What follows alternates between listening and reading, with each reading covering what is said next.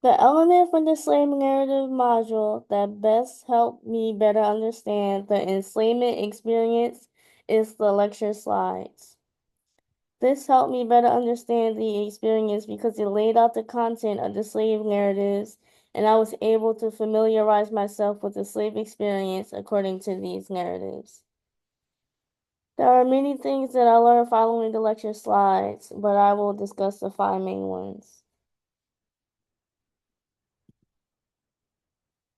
The first thing that I learned is that from the beginning of the slave narrative, it is evident that slaves weren't thoroughly informed when or to whom they were born, but it is almost always that their father is white.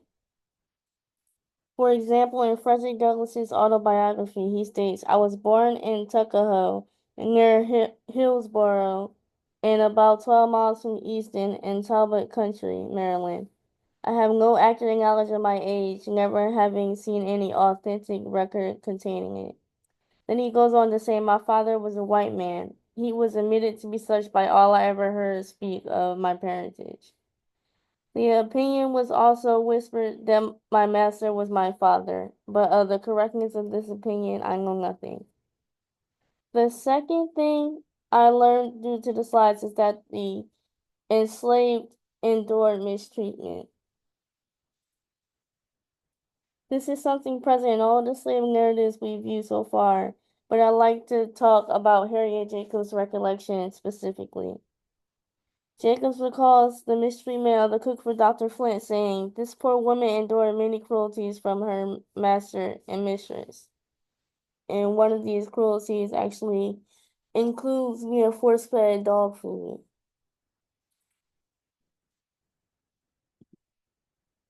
Third, I learned that slaves weren't allowed access to the things that could make them knowledgeable, namely books.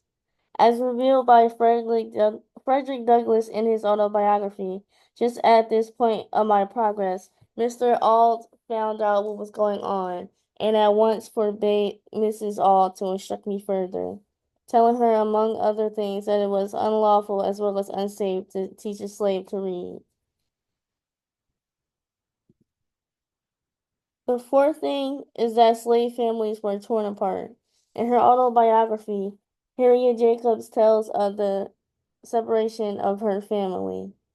She says, "My grandmother remained in her service as a slave, but her children were divided among her master's children." The fifth and final thing is slaves will often run away, and if caught, the consequences were harsh. In Douglas's bio, he fears it requires no very vivid imagination to depict the most frightening scenes through which I should have to pass in case I failed. We're talking about his desire to run away. In conclusion, just reviewing the slides alone lets you know what happened in the slave narratives, which in turn informs you of the enslavement experience.